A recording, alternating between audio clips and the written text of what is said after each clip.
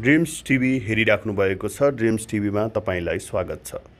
आजको सपना श्रृङ्खलामा आज यदि तपाईले सपनामा कुनै छायाले तपाईलाई तानिराख्न खोजेको छ, कुनै छायाले चाहिँ तपाईलाई आफूतिर चाहिँ हात दिँदैछ अथवा हात समाउन खोजेको छ, आफूतिर चाहिँ तान्न खोजेको छ, कुनै बच्चाले चाहिँ आफूतिर बोलाइराखेको छ, ब्याकग्राउन्डमा केही पनि छैन भने त्यस्तो अवस्थामा देखिएको सपना चाहिँ तपाईको लागि राम्रो मानिँदैन।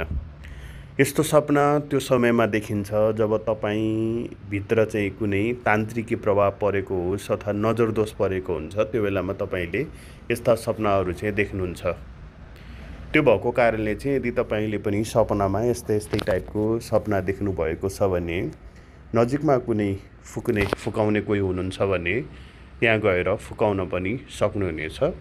तपाईले बारम्बार 1-2-3 दिन 4 दिनसम्म चाहिँ यस्तै सपनाहरू देख्नु भएको छ भने यो चाहिँ एक प्रकारको तन्त्र भएको पनि मानिन्छ। त्यही भएर आफूले अलिकति विचार गर्नुहोला।